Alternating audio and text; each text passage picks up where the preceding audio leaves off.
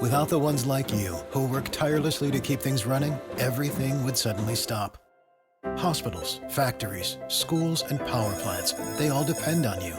No matter the weather, emergency, or time of day, you're the ones who get it done. At Grainger, we're here for you with professional-grade industrial supplies. Count on real-time product availability and fast delivery. Call, clickgrainger.com, or just stop by. Grainger, for the ones who get it done. Welcome to Radical Personal Finance, a show dedicated to providing you with the knowledge, skills, insight, and encouragement you need to live a rich and meaningful life now while building a plan for financial freedom in 10 years or less. My name is Joshua Sheets. I'm your host. Today is Thursday, April 27, 2023. And today I'm going to tell you why I don't like not-for-profit organizations, why I'm generally significantly biased against being involved with not-for-profit organizations. I'm biased against being involved with the founding of not-for-profit organizations.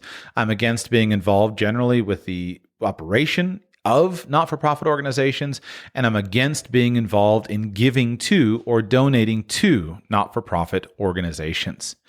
Now, hopefully I got your attention with a little bit of salacious sounding opinions. I'm going to justify these opinions. And I think you'll walk away from today's show with something useful to think about to also help you to be skeptical of being involved with not-for-profit organizations. I'm not going to say that there is no place for them. I am going to emphasize the fact that they're often overdone. And I want to break them apart. We're going to break them apart on two levels. The first level is not-for-profit. The second level is organization. And while you may continue to be involved in some way, shape, or form with not-for-profit organizations after this show, I want to help you be skeptical of that. Let's begin with what I believe is the most important criticism of not-for-profit organizations. Not-for-profit organizations are not in any way morally superior to for-profit organizations. And you should not judge them or even be biased in the direction of thinking that a not-for-profit organization is morally superior. I often hear this in my work as a financial planner. Somebody says, well, I really want to do good in the world, so I think I'm going to go and join some nonprofit organization and really give back.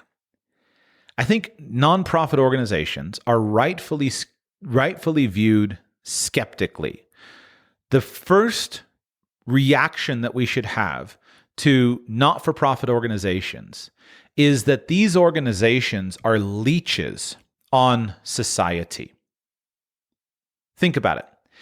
If they can't do enough good in the world such that people actually want to buy their products, if they can't do enough good in the world such that they can actually create enough profit to be sustainable, this organization is probably a leech. And that's the bias that we should begin from. That would lead us quickly to the question, well, Joshua, does that mean that profit is the right marker for everything important? Does profit mean that's the marker for doing good? No, on both levels. And let me state it unequivocally, clearly, no. There are two aspects in which that opinion is wrong. Profit is not the one true sign that an organization is morally right and should be respected. There are many activities and industries that are profitable, financially speaking, but that are utterly destructive. Enter global international arms manufacturing and distribution. Enter pornography. Enter any number of companies. You just fill it in yourself. But there are lots and lots of things that are profitable and yet are morally reprehensible and cost us dramatically. So profit is not the marker that something is fundamentally good.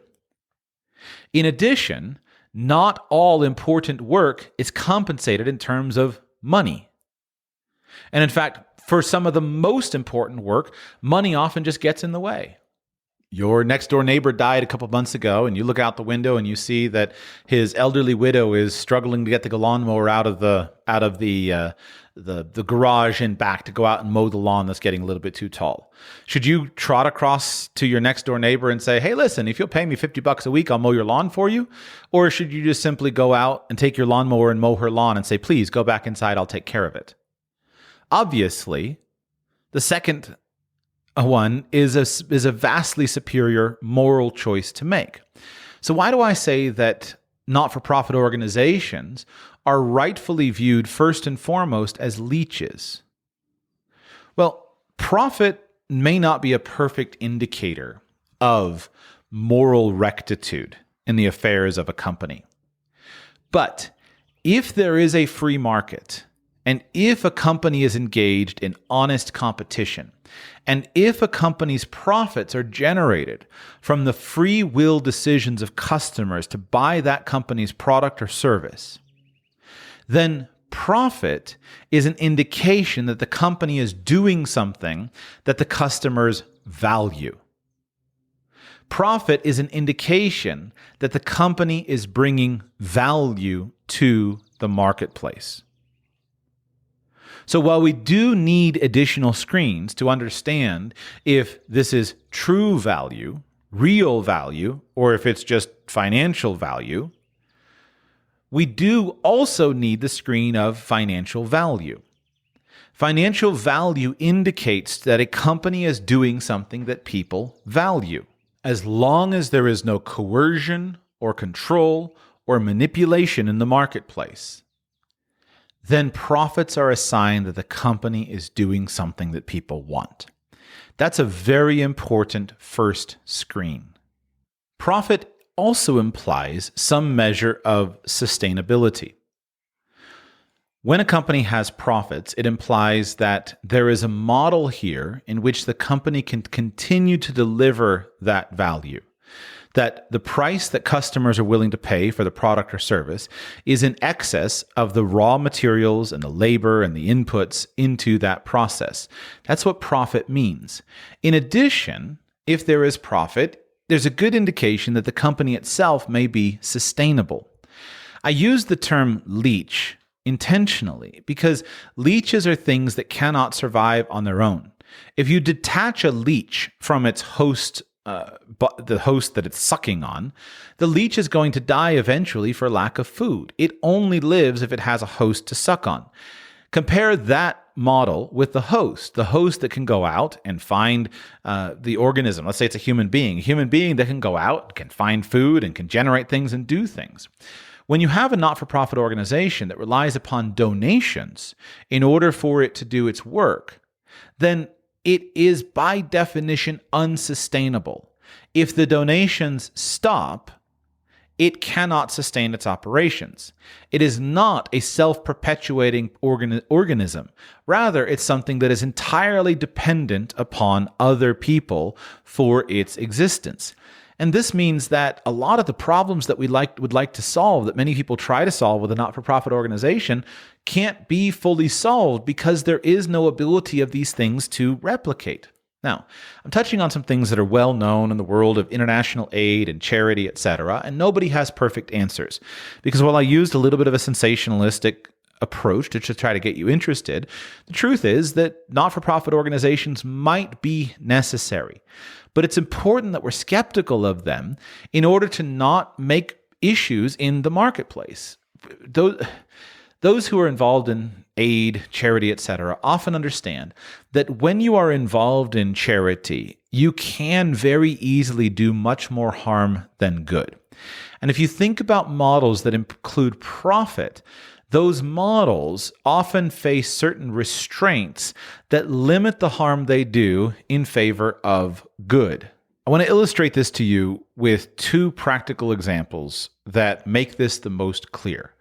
I want you to show you how simply giving things, simple charity, while it seems fantastic, can have unintended harmful consequences. I'm going to play the audio for you from a video here from an organization called Poverty Cure that works in this area. I'll link to the actual video in the show notes. In the last few decades, we've seen increased awareness of extreme poverty.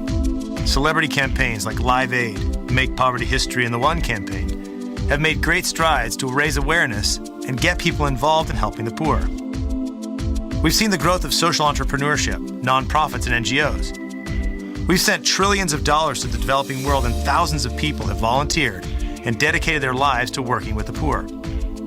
Some of these things have done a lot of good.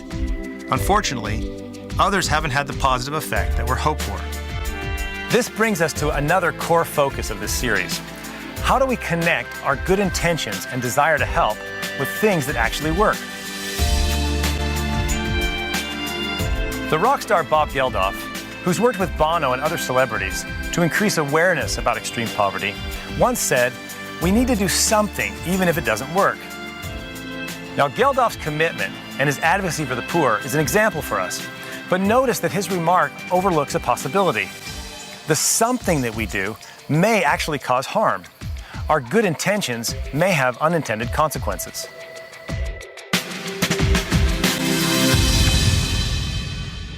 I had my eyes open to this through a friendship with Jean. And Jean was a friend in Rwanda, and he told me the story that after the Rwandan genocide, that he had a church from Atlanta that started sending over eggs and ended up just distributing eggs in his small community outside of Kigali.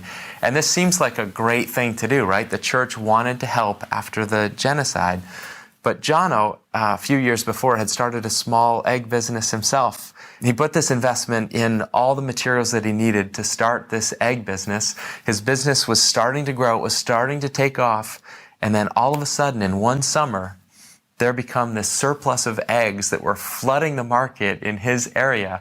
And so this desire that the church had to really take care of a need, it did take care of a need, but the problem is that it put Jono out of business. He ended up selling his hens, and then the next year the church decided to focus its attention to somewhere else in the world. Jono was out of business. No one else was there providing eggs, and so they had to bring the eggs in from another community. So this desire to help in that community, according to Jono, actually had a long-term negative impact on that community. When I was growing up, we didn't have second-hand clothing from Europe and the US and Canada in Kenya. My mother took me to a store and she bought me a beautiful t-shirt that said made in Kenya, Kenya cotton. Today, I would struggle to find a t-shirt like that for my daughter. Why? Because the influx of second-hand clothing that makes its way here from Europe and the US and Canada has negatively impacted on our textile industry in Kenya. Massive layoffs in the 80s and the 90s. Factories that shut down. What happened to our cotton farms? When I was growing up in this country, we could have bought cotton in varieties and types that are incomparable. But that's all gone because of the impact, the negative impact of the apparel imports at a second-hand level. Christians have a natural commitment to fighting poverty. That comes from the foundation of Christian beliefs. But that motivation must be allied with being smart. The world is complicated. And so the actions we take, we must be confident that they're going to help and not make things worse. And thus, so if you're interested in that, that's called Poverty Cure. There's a series on YouTube. I'll link to that short clip that is there. But I just want to focus on those stories that were told, because that egg example, it's such a simple example and yet demonstrates the point of how profit can cause sustainable solutions to be provided, but not profit can often destroy the thing that you're trying to accomplish. If that church in that story from Rwanda, if that church in Atlanta that had had eggs had not sent those eggs from Atlanta to Rwanda, however they did that, I assume the story is true. It's being told secondhand. It's hard to imagine how they're shipping eggs in. But if they had just sent money instead, if they had simply given money to the local people in the village they were trying to help, it would have had a transformative impact that would have been much more for good than for bad. Why? Well, here's what might have happened, or conjecture, but here's what might have happened. Number one, if they'd sent money to people, then those people would have been able to use that money to buy the things that they wanted and needed. And that might have included eggs, but it might have included other things as well. That money would be spent in the local community, thus enriching the entrepreneurs who were trying to meet the needs within that local community. And so the entrepreneurs who are selling eggs would be able to say, hey, we're selling more eggs because there's more money in the community. Now, the money coming in would have created distortions, but the entrepreneurs would have looked at that and they would have measured and they would have increased the size of their flocks because they're selling more eggs. Those eggs created profit for the entrepreneur, which incentivizes the entrepreneur to expand his operation and provide more eggs. Then at a later date, even if the money flows disappear and there's no more money coming in, there would be more of a supply of the product that is necessary, which is eggs in the community. The prices would have come down. They probably wouldn't have collapsed, but even if they had collapsed, all of the infrastructure would still have been there. The farmer selling eggs would have had a sale on eggs. If there wasn't enough money in the local community to buy those eggs, then he would have slaughtered half of his flock, and at least the flock would still be there, so eggs are still available. So the profit that was there for the egg entrepreneur is an indicator of success for him, and he's able to provide eggs for the community. But when you take the profit out and ship in eggs by an international not-for-profit, or in this case, a church from the United States, you destroy the local infrastructure completely unmeaningly. And that can happen in other areas, as the lady from Kenya talked about, with the destruction of the textile manufacturer. So when you bring in aid in some way, or when you start a not-for-profit organization, you can carelessly destroy very delicate systems without having any understanding of what's actually happening. And this is something that has happened throughout our lifetimes. We've done this at all levels of our life and of our society. We wade into a virgin forest, and we immediately start chopping down trees to put in monocrop agriculture. And then all of a sudden we wonder, why is there no rain coming down? Well, trees make rain. And so if we didn't understand the fact that trees make rain in the first place, we went in and we chopped them down. Now we have a drought. Now we can't grow anything. So we move on somewhere else. And then we have a destroyed ecosystem behind us. We wade into delicate, complex systems. Same critiques could be applied to things like welfare programs. What does the government do? The government comes in with a new welfare program, War on Poverty. Sounds like a great idea. Let's go in and let's distribute money among people who don't have any. Again, probably one of the least destructive ways to do it is to distribute money. But what happens? Well, you destroy relationships. You destroy families, and you create welfare dependency, and you destroy the human networks that once sustained a vibrant community. If you have a community of people who are poor, and they're still alive, they're alive because they've learned how to work together. They have created a complex web of relationships and interdependencies among them. They may be poor, but they have figured out how to survive. And they survive in the context of family relationships, the checks and balances that come in that, in terms of a local culture, local tribal identities, local religious identities, etc.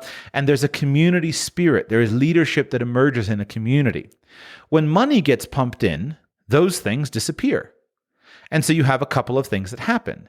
If somebody now has money, then those relationships that they previously depended on often grow cold. And this has a couple of problems. Number one, it removes the checks and balances from a community. Things like community shaming are now not effective anymore because the person doesn't need the approval of the community. And so now a community can't get rid of the deadbeats and can't affect the behavior of the deadbeats. So what does the deadbeat do? Deadbeat continues being a deadbeat, takes the money from welfare, moves on and says, I'm a deadbeat, doesn't matter, but I got enough money and I'm good to go, and doesn't care about those relationships. And so it creates a sense of dependency. Well, what happens then when the money dries up? The deadbeats have nothing to fall back on, and they suffer much more because instead of being corrected by the community and the community process of shaming and relationships and promotion and approbation, etc., that were all cultural and familial and not financial, the finances and the money came in and messed everything up. And we do this so frequently in life. We come in with some great idea. Well, let's turn society upside down. Let's change this thing. And we have no concept of what we're doing. Now, lest my expatiation devolve further into social issues or something, let me just return to the question of profit. Profit is an indicator of value in a free system. And profit is also a helpful limiter. It is both an incentive and a disincentive. The search for profit has a way of right-sizing an enterprise and right-sizing an organization that is quite elegant. In the beginning, the search for profit means that somebody has to focus very intensely on what works.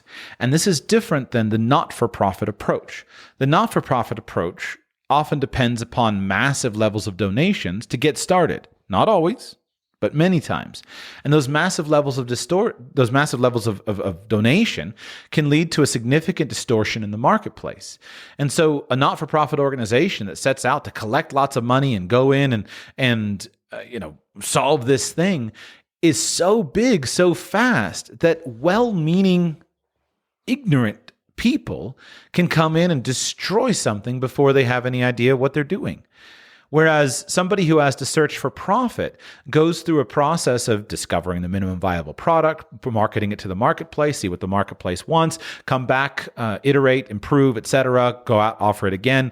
And especially if the reliance for growth is on those profits, then there's a natural limiting factor, and the person has to make good decisions. This leads me to discussion of efficiency. One of the things that people look for when they're thinking about where to donate money is efficiency. And yet by their nature, not-for-profits are not-for-profit organizations are always biased in favor of inefficiency. They generally don't have any imposition of efficiency. Because while there are donors that will choose to donate or not donate based upon the efficiency of the organization, there's generally no market-based constraint on how well that organization is actually functioning. And very rarely is there any one donor that has significant enough power and control to adjust and transform the marketplace itself. So my point is that if you go out and you want to solve an issue, your most sustainable way to do that is going to be with a for-profit organization. Because in a for-profit organization, you can establish something that replicates and can maintain and can serve these people in a strong and incredible way. Imagine this, okay? Let's talk about poverty. Maybe we'll use poverty in the United States. Imagine that you want to go and relieve rural poverty, and you want to help people get the things that they need. So you go and start a great not-for-profit organization to go and help people get what they need in their life. And you go out and you create free stores where people can come and get stuff, or reduced prices, etc., and you solicit donations from the rich, inner city to go and give this out to people that are out there in the marketplace. Well, that sounds great, but you're always relying on those donations in order for this to go. And what you will systematically do is you'll systematically kill any of the local enterprises that could function and flourish in that area. Now, another person could come in with a goal of making a profit. So what store serves more than anybody else people who are in poor rural areas in the United States? My answer, unscientific, just observation, would be a company like Dollar General. Another answer would be Amazon. Amazon.com serves these people very, very effectively in rural areas. But let's use Dollar General because we can see with our eyes their stores. You go around the country, you find a Dollar General here, and it serves as a valuable way for people to get what they want. And yet it's sustainable. Dollar General expands itself. It continues to expand into more and more communities. And so while doesn't always feel good to see markets change, at least there are people that are still served. Let me use another example. I am a huge admirer of Walmart Corporation and Sam Walton. The reason I admire Walmart and what Sam Walton did with the development of Walmart is that he figured out a way to serve customers more effectively. And poor people in the United States are better off because Walmart exists than they ever were before Walmart existed. That's why Walmart exists, because he served his customers. Now you can get into minor arguments about the U.S. government subsidization and whatnot of Walmart employees based upon government programs. Listen, that's fine, but I'm all for ending welfare programs of any kind. So when you come over to that, I'll help make that argument. As long as we're offering welfare programs, don't expect companies not to exploit them to the degree that it's in any way intentional. The market sets the rules. Sam Walton disrupted the lives of thousands and thousands and thousands of individual shopkeepers. This disruption was painful for those people. But at its core, that disruption that happened because there was a constraint of profit and profit margins, that disruption was only in the lives of those storekeepers who had to adapt to it. Whereas the customers all across the United States have voted with their dollar and they've chosen to use the services of Walmart. And they're better off because they decided, I get better service, better quality, better selection from Walmart. My point is not that markets don't change. The history of the world is full of markets that have changed. There once was a day in which there was 1,000% markup on the spices that you got from India. And all of that changed when water routes were discovered, and a whole lot of people who made their living on the Silk Road changed. Markets change. All of us have disruptions that come to our lives and our careers. We're all facing it. But to the extent that companies have to rely on profit to subsidize their expansion and growth, the demands of the customer lead to the fact that the customer continues to be well served. And the disruption is much less intense than when you can eliminate profit as a motive. So my first major point here is this. I don't believe anybody should see not-for-profit corporations and organizations as in any way morally superior to for-profit organizations. To the extent that bias is appropriate, I think we should have an anti-nonprofit bias. If I want to solve a problem that I see in the world, I do not want to start a not-for-profit enterprise, because from the beginning, I am admitting that this enterprise will only exist as long as I can have donors. If I can successfully start a for-profit enterprise, then I can create something that is sustainable, that can outlast me and my donors and their pocketbooks. And thus, it has the potential of solving the problem for a longer period of time. Related to this point is simply this.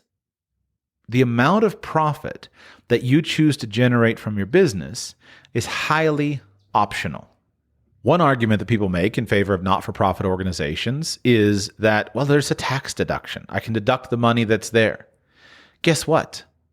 All business expenses that are ordinary and necessary are completely tax deductible, even in a for-profit corporation. All business expenses in a for-profit corporation are completely tax deductible. So if you don't want to pay a bunch of tax on your profits, then you can choose to operate your business in a way that solves the problem and yet minimizes the overall profits in order to control your taxes.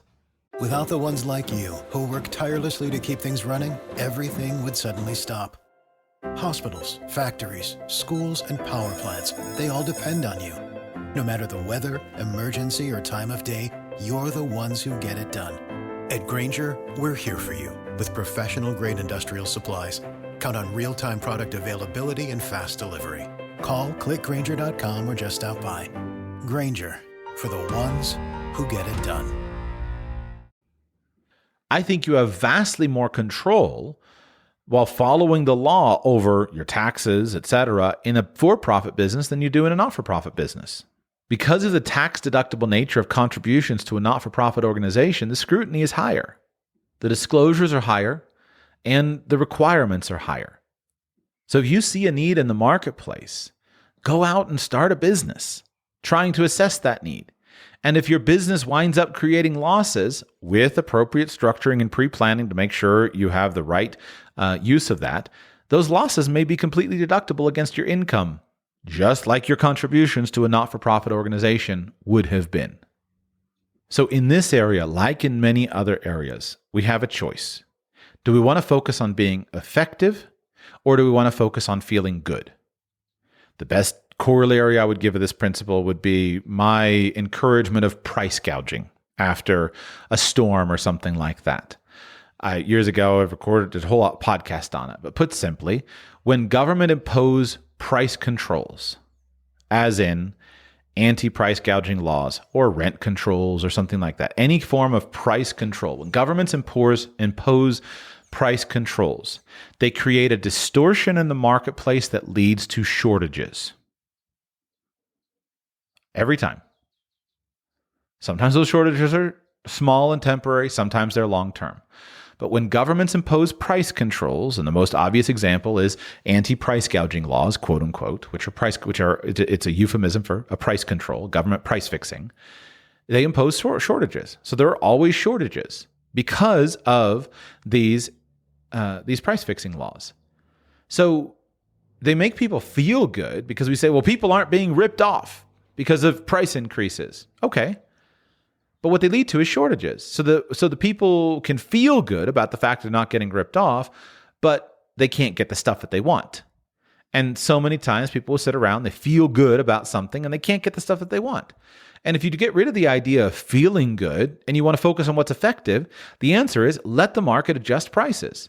And when the prices shoot up massively, it creates incentive for entrepreneurs to come in and find and solve the issue, which increases supply, incentive for people to find an alternate choice, which decreases demand. And within a very short time, often mere days in the times when these price fixing laws are employed, such as, again, after a natural disaster or something, within a very short time, the prices are fixed. Shortage is over, opportunities passed, etc. But you have a choice. Either you have shortages and you feel good because you say, get those nasty price gougers, or you don't have shortages, you don't feel good because you don't want to go and pay it, which regulates supply and demand very, very quickly. As for me, I care about results and the maximum well-being and flourishing of human beings much more than I care about feeling good and perceptions. One more component of my little Jeremiad here against not-for-profit organizations. There are two components of what I'm saying. The first component is not-for-profit. The second component is organization. Organization. And here also, I think organizations create more harm than good because of their inflexible nature. In many cases, the problems that we see and the things that we want to solve are best solved by simply going and doing something, going and trying something, moving quickly, being lean and mean. And the entire concept of an organization, while helpful in some contexts, implies the opposite of that. Organizations involve rules, standard operating procedures. They involve accountability, controls, etc. And organizations have to have a certain size to be effective. If you observe that your neighbor needs her lawn mowed, and you go and you mow her lawn, that's something that is probably sustainable for you in the long term. You can mow her lawn every week for as long as she needs it. And if at some point in time she comes and she says, thank you so much for mowing my lawn. I'm so grateful. It's been 6 months since my husband died. And, I just got his life insurance settlement. I just want to let you know that it's such a blessing that you did this for me. I can afford to hire a company now. Then she can just go and hire a company. And because of this interpersonal relationship, most of the issues tend to work their way out. If you feel you're being taken advantage of her, she shows up in a brand new Lexus, and you're like, can't she afford a lawn mowing service? You just stop mowing her lawn. There's no contract. There's no commitment. You were just doing something on an ad hoc basis because you saw the need. She needed her lawn mowed. And she, because of her personal obligation to you as her neighbor and her just good sense as a human being, she feels a sense of responsibility not to take advantage of your largesse. Now, on the other hand, if you had involved an organization, the Lawn Mowing for Widows organization, and you had gone out and you had solicited donations from all the rich people in your town, and they were happily writing your donations, and you created this system whereby any new widow could make an application to the organization, and there would be an official vetting process. They wanted to see the death certificate of the husband, etc., and prove the finances of the person, and then they're going to send out an official crew, and they're going to go and pay the official crew, etc., to do it. Then now we create problems and opportunities for abuse at every level. She's possibly going to abuse the organization because now, instead of feeling the natural constraint of human relations, she feels this is just an organization. I can take advantage of them. No big deal. They don't need to know the fact that I just received $1 million life settlement from my husband's, life insurance. And on your hand, you just have the incentive to go out and do more and more and more, and you feel good, but you may be handicapping the organizations and the neighbors that would otherwise do it. Once again, my goal here is not to pick on government funds and government programs, but I think you see this most clearly in government programs. Government programs that are well-meaning, such as many welfare programs and other various forms of social subsidies, they mean well. They really do. But they destroy the basic fabric of society, and they're so organizationally huge that they eliminate the ability to for example, to discriminate. I believe one of the most important rights that we have as human beings is the right to discriminate for whatever reason that we want. That word often offends people because we think of it in terms of racist discrimination, etc. That exists. But discrimination is very important. We have a positive sense that we use it in a negative sense. Discrimination means to make wise judgments, to choose carefully among various options, to be a thoughtful and intelligent person. So back to the concept of charity. If you notice that your neighbor is a newly widowed woman and has young children, and you worry that the kids are looking a little skinny, you're going to go and you're going to get food and you're going to bring it to her. And if you notice that she's sitting around being lazy, you're going to say, let's talk about a plan. I may give you food for a little bit, but let's get you back to work here. On the other hand, if the government sets up a program to give her food, then they can't understand what's happening, whether she's being lazy and abusing the system or whether she's being industrious and just needs a helping hand. Organizations tend to get so large and they have to come up with standard operating procedures that it eliminates the opportunity for human judgment. And human judgment is right in most cases. It's up close, the ability to choose. So organizations, they're often clumsy and unwieldy. They have to mobilize so much that people are left out. And in many cases, if you see a need, just go meet the need and you can move faster. And that's something that we want to facilitate. Organizations also face a high degree of scrutiny for all of their affairs and things that can limit their effectiveness. Here, let me give an example. This is a personal example from something that many of my listeners were involved in. A number of years ago, I was involved in some relief work in the nation of Venezuela. Venezuela was going through, still is, but it's improving, a massive, extraordinary collapse in every way, a total economic collapse, total collapse of the nation state, horrific issues, etc. And there was and still is a refugee crisis of refugees fleeing Venezuela, going in and out, all kinds of crises across the board. And I was involved and I found some needs, some people who were in need and some different things. And I decided that I wanted to use my platform here to raise some funds. And so I put out an appeal for that. I made those appeals and I raised, I forget now, I'd have to check my records, but it was several tens of thousands of dollars. And those tens of thousands of dollars I directed them, I collected them, I directed them, added money and contributions of my own, of course, but I directed all of those funds directly to the needs. However, I specifically avoided funneling those through any form of organization. I had a couple of donors who needed a tax deduction, and I directed them to an appropriate organization.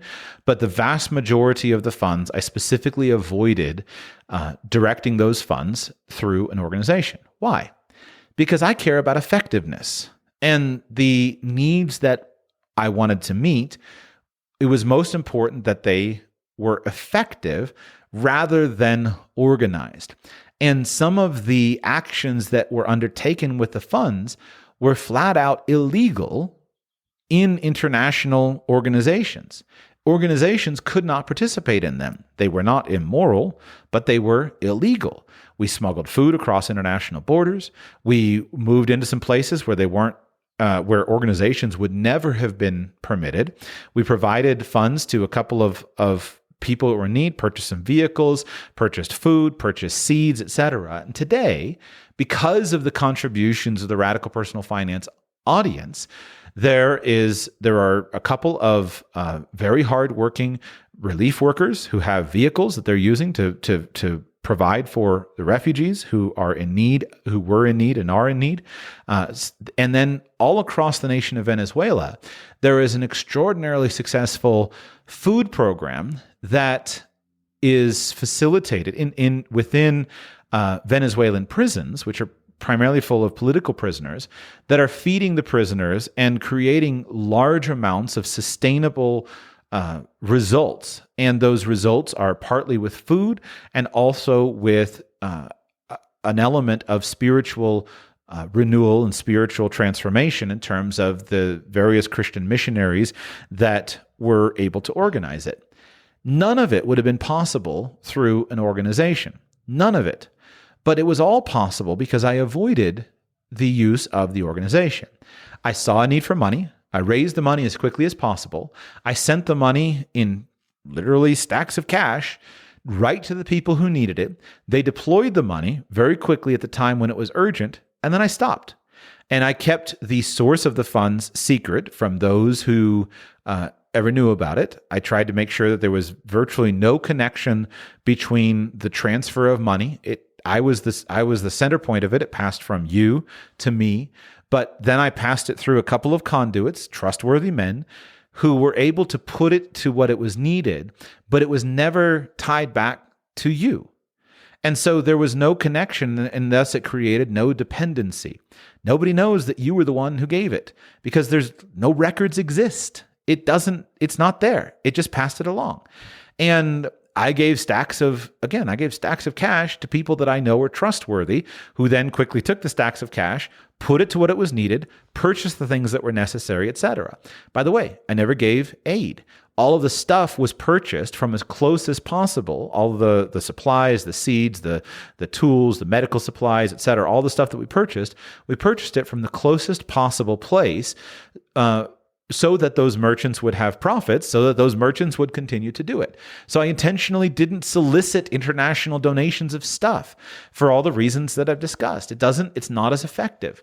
And today, again, thousands and thousands and thousands of imprisoned men are eating food that is being grown because of the initial catalyst of your donations. One of the more successful projects I've been involved in. I don't talk about it because there was questionability about it, and it was posing people to danger at the time. That's why all of those past solicitations and everything, they're all gone from the public record. But longtime listeners know about that stuff, and it was and is extraordinarily effective. But I couldn't have done it with an organization. An organization can't know that it's breaking laws, right, of smuggling food and medicine across international borders. I'm happy to stand in front of any trial, any jury, and confess that I was involved in that, because that's morally the right thing to do. When laws are immoral and there are hungry people, you don't sit around and say, well, law says we can't do it. You find every way you can to comply with the law and to honor Caesar. But at its core, we have to meet the needs of human beings. And so I have no moral qualms about breaking the laws. But from a practical perspective, if an organization is involved, the organization is limited. It cannot move quickly. It cannot do that because it has a whole system of governance. Another element is just that of continuance. I'm not starting an organization devoted to international humanitarian relief. Not going to do it, don't want to do it. All that I saw was a need. I did my best with what resources I had to meet that need, and I moved on. And the good thing about it, again, is that the development, the later development of it, the work that has continued has continued from native levels of support and local resources. It's not funded by an outside organization. It's not like and thus it doesn't create welfare dependency upon an outside organization. But I'm talking about for me personally. If I had to feel like I needed to go and start an organization, I wouldn't have done it. I would never have been involved because I don't want to do it. It's too complicated. How do you start an international organization? Where do you base it? Where is it all? Too complicated, and I don't want to continue it. And so if I had felt like I needed to start a not-for-profit organization, then the need may have gone unmet. And the thousands of men who have food today, and the communities that have been established, and the tens of thousands of refugees that have had their needs met, it may never have happened because of the slowness of an organization and the fact that I don't want to do that for the next 10 years. But because of moving light and moving quickly, then I was able to use the resources I had, the need was met, and success was there. So if we want to put a principled name on it, we would call this the doctrine of subsidiarity. Basically, the doctrine of subsidiarity started originally in Catholic theology and the Roman Catholic Church. And it basically says that you should meet whatever the needs are or whatever is being involved in at the smallest and lowest and least centralized level at all possible. And if you do that, you will often have the right-sized solution.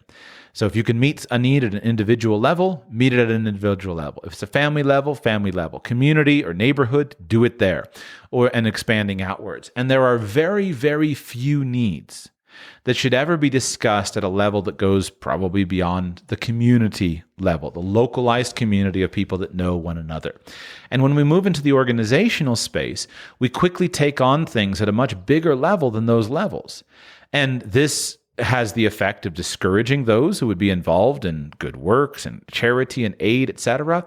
Has the effect of because they say, well, there's some organization that does it, and it has the effect of making it too big, something that more people feel like they can't do. So not-for-profit organizations, we should be skeptical of them, and we should be biased against them. That's my basic idea. The only time and place where we should turn to not-for-profit organizations is if we're dealing with something at a level that can't be dealt with otherwise. There is important work that cannot be done on a profitable basis. And in fact, some of the most important work in the world is never done on the basis of profit. Our family relationships of caring for our children, caring for our parents, caring for our siblings, these things are not remunerated with money. They're remunerated in other ways, and yet they are the fabric of our civilization. If those fail, if those relationships fail, the civilization fails, regardless of the amount of money and aid organizations that are there. You can create all the government child care programs in the world, and you will never get a better outcome than loving mothers and fathers who sacrifice their lives to pour into their children. You can create a Meals on Wheels program, but a better defense than Meals on Wheels is a neighbor who looks across the fence or looks across on the other front porch and notices that her elderly neighbor is getting skinny and makes sure that he's got enough food going to her. So this work is not compensated, and I'm not denying the value of charity. What I'm saying is that when you move to the point of doing a not-for-profit organization, it should be something that for which there is not a profitable method, or at least there is not a profitable method that you can see at this point in time. A good framework to use for when it's appropriate to use not-for-profit activities is that of research and development. In a company, you have certain parts of your organization that are profitable and certain parts that are not profitable, but that could contribute to long-term profits. The obvious example here is research and development. Research and development can be focused R&D, as in here's a problem we're trying to solve, here's some money in a budget, and here's resources, and I want you guys to think of ways to solve it. Or it could be something more casual, exploratory R&D. I'm not competent enough to cite good examples here, but I just think of years ago, I don't know if Google still does it, but it was the 10% time or something like that, where, hey, just spend 10% of your time goofing off and with ideas and trying to come up with something. Forgive me, you Googlers, for getting that wrong, but that's just what comes to mind. The idea is sometimes you're trying to solve a specific problem and you're investing money and resources into it, in many cases for years and to the tunes of millions of dollars. And sometimes you're just goofing around looking for some idea and waiting to see what would come out of it. So if I'm going to get started with a not-for-profit organization or not-for-profit activities, I want to think of it like research and development. I want to think of it like, could I invest some money in this, not expecting a return, in order to solve a problem that I observe in the marketplace, with the hope and the ambition and the goal that once I get this initial thing going, then it could at some point in time become profitable. And to me, this is a useful metaphor because if you look back at the history of most of our advances, this is kind of how they go. Somebody is doing something, involved in something, that tinkering around, playing around. There's a technology that's created. Somebody else gets involved with it, starts to expand it a little bit, but doesn't seem to be a lot of usefulness to it. Then people get an idea, it starts pushing, and then entrepreneurs jump on and make the idea boom, and they expand it. And so if I'm going to get involved with some form of not-for-profit activity, I want to see it in that way. And I want to be working towards a profitable solution as quickly as possible. This naturally leads me into some of the inherent problems with organizations. If you look around and you think of some of the largest and most, ironically, profitable not-for-profit organizations, what you see is that it seems like the organization has no end date. It doesn't have a point in time at which it ever intends to end. It just tends to self-perpetuate itself. And so this is really repugnant to me because these organizations, they become leeches that attract all of the wrong people that are fundamentally looking for a job that's easy, that pays a lot of money. Not-for-profit organizations attract people who are looking for something that's easy, that sounds good, and they're not facing any significant scrutiny generally by the marketplace or by their boards of directors, etc. And this is especially bad if the original founder has died. The most productive not-for-profit organizations are generally going to be driven by one man who says, this is a problem I want to solve, and invests a significant amount of money into establishing an organization. And as long as that founder is there, that founder wants results on his money. And he pushes and he pushes and he pushes and he pushes. But if the founder dies, the energy goes out, and you wind up with managed by committee. And you have these committees of people who come together, and half the organization is devoted to continuing the organization. And yes, we do a little bit of work to advance the cause. But it just gets worse and worse and worse. And what's even more horrific is that as the generations go by, so frequently, the organization itself strays massively from the intent of the founder. And the organization betrays all of the original founding principles of the founder. Think of a university founded by Harvard University or something, founded by some devout religious zealot who wants to see the gospel message go forth in the world. And fast forward a few hundred years, and you wind up finding someone who is an organization that is the absolute enemy of everything that original founder stood for. Dad starts an organization to solve diabetes in the world. And the kids come along and they're on the board of directors, etc. And they care about diabetes, but they're not nearly as passionate about solving diabetes as Dad was. Dad's dead and gone. They care about the cause, but they tend to view it as a gravy train, and they enjoy the tax advantage transfers of wealth to them from being involved in the high status position that gets them invitations to all of the nice charity galas and balls, etc. So forgive me if I sound cynical. I'm not cynical. It's just that I think we should focus on being smart with our money and try to actually find solutions to some of these problems.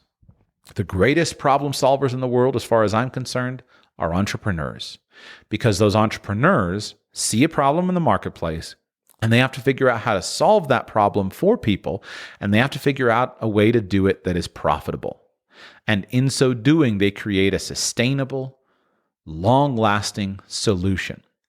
If you can't see a sustainable option, try to limit the amount of money that you put into it and see it as R&D, that I'm only going to fund this for a time until we figure out a sustainable model. Don't set something up that is self-perpetuating, because if you do that, there's a very low chance it's ever going to accomplish its actual objective.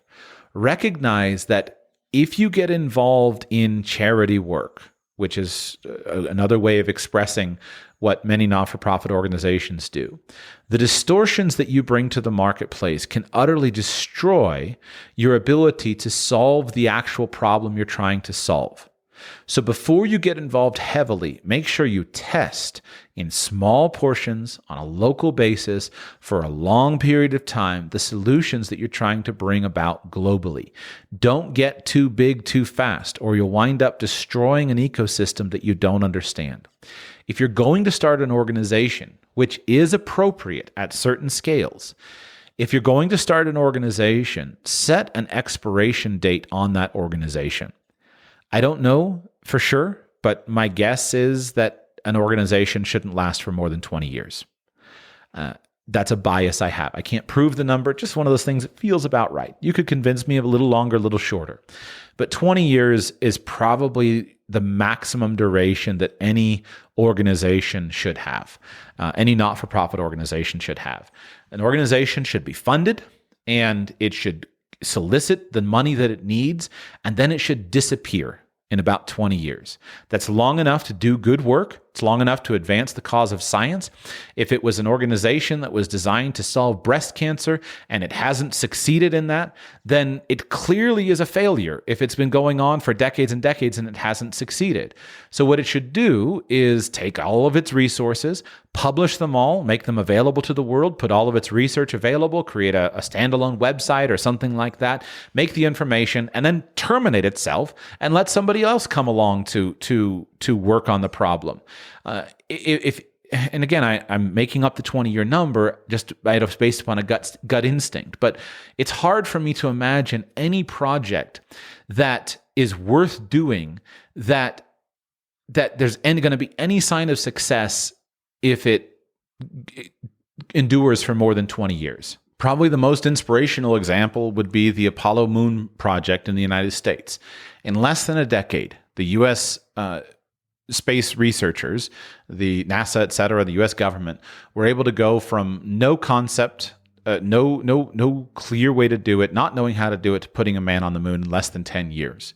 So let's give us an extra 10 years, about 20 years, and let's be focused on our results. And if we're not getting results, I'm not saying that all problems can be solved in 20 years. That's not my point.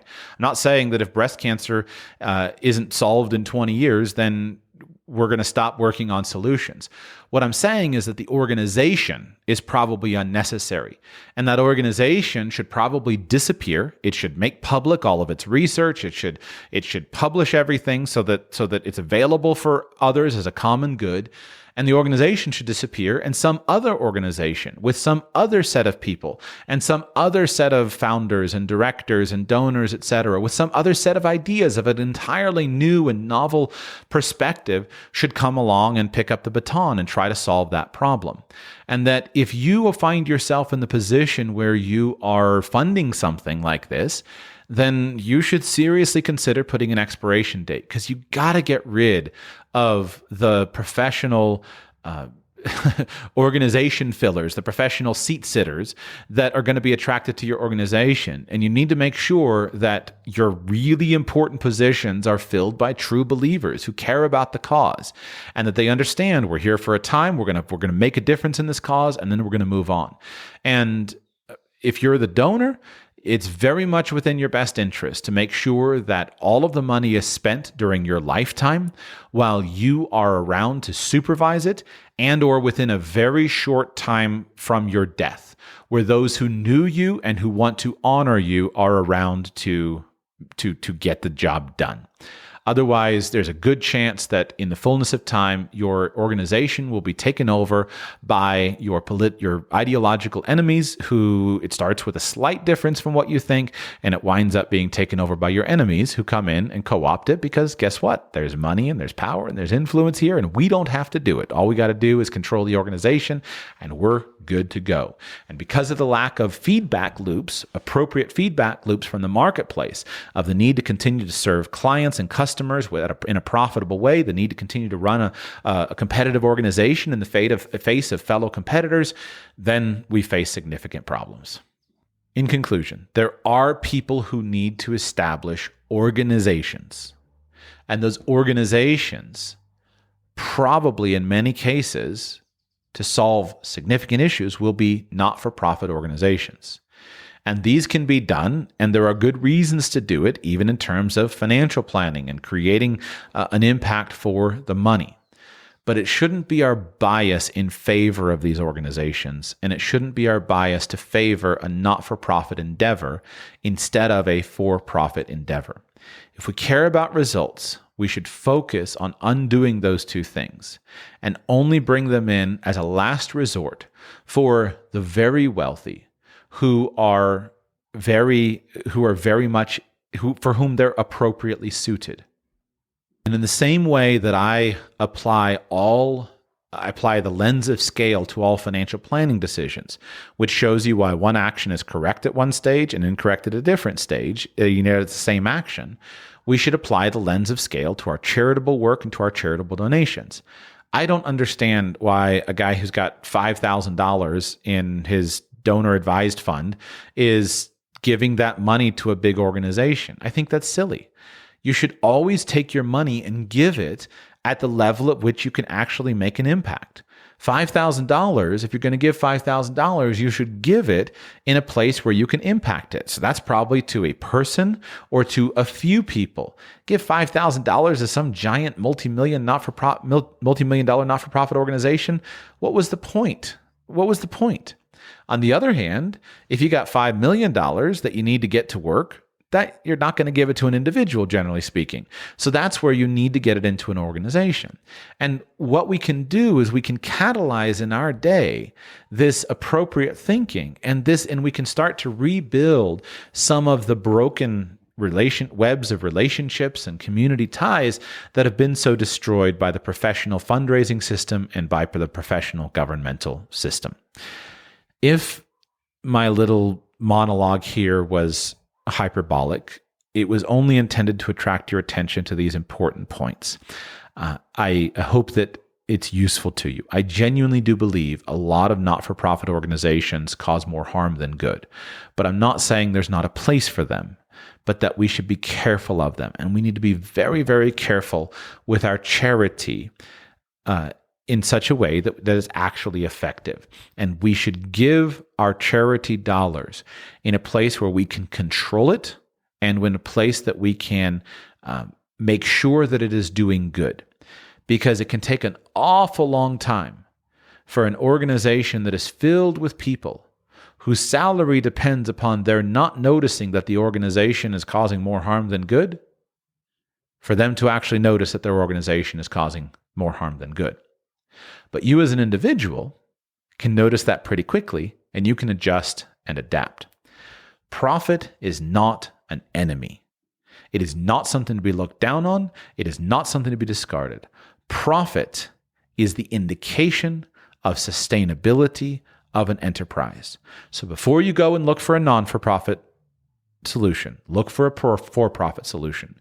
Before you go and build an organization, ask yourself if you can start to work towards the solutions that you want to see without an organization, and make the establishment of or the support of a not-for-profit organization the final thing on your checklist. And when it's on your checklist, make sure that that organization has a termination date. If you were thinking about leaving $50 million and establishing an enduring organization to solve this problem, don't do it, because the $50 million will continue for a very long time and the problem will never be solved.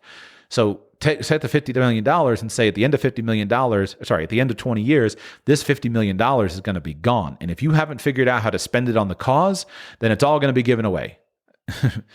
One final practical note, back to the example I used in the beginning. I have changed my mind over the years about the topic of donations. Growing up in the United States and seeing the homeless culture in the United States of people begging for money and donations who in many cases didn't need it, I absorbed the suspicious view of giving people money. And I think there's a good set of arguments to that, of giving people money. But what I have learned, meaning of not giving people money, people say, I'm not going to give this guy money because he's going to go buy a beer and drugs. Maybe that's true. That may be true. And so they say, well, I'm going to give him food instead. Okay, maybe that's true. In fact, it is true in many cases. And I don't have a solution for homelessness other than discernment, to actually discern and talk to people enough to get an idea of who they are. But what I have learned is that money in many cases is the thing that is most needed by someone who is in need. And if you're not confident giving money, you maybe shouldn't give at all. But giving money is not the enemy. Money is the omni tool. It's the thing that can be used for everything else. And money incentivizes the creation and establishment of economic ties, local businesses, entrepreneurs, etc. And so, contrary to the opinions I once had that well, it'd be better to give donations of goods and materials, I've come to the conclusion that if you're going to give, giving money is actually in many cases the most important and necessary thing. In the cases where you don't want to give money, it's because you have specific discernment into the needs of a person. But when you give money, it's a good way to help a person get what they actually need. You might be giving food, just an example I'm making up, but if you give the homeless guy food, that may be helpful because he's hungry. But what he actually needs is money to pay his cell phone bill so he can get a call from somebody that he was applying to a job for. And if you don't give him money, he can't pay his cell phone bill, etc. Now, that's an example that admittedly I made up on the spot. But money given is often the best tool because it allows the person who's receiving aid and charity to prioritize. And if you can bring money with counsel, then the money can be wisely spent. And if you're concerned that the money is going to be misused, then don't give. Don't give. Leave the pressure on somebody so that they have to solve the fundamental problems. I can't go further because I'm not prepared mentally to give a lecture on this kind of charitable giving. I guess I should have probably ignored the point, but I'll leave it in anyway. That in many cases, money is the thing that people need. And it's what I have come to appreciate and respect. So now, if I want to help, usually I just want to give money and let the money be spent, let the things be purchased in a local area, rather than trying to give in-kind donations. Thank you for listening. Hope these are useful ideas for you, and I'll be back with you very soon. For the ones who work hard to ensure their crew can always go the extra mile, and the ones who get in early so everyone can go home on time, there's Grainger, offering professional-grade supplies backed by product experts so you can quickly and easily find what you need. Plus, you can count on access to a committed team ready to go the extra mile for you. Call, click Grainger.com, or just stop by. Grainger, for the ones who get it done.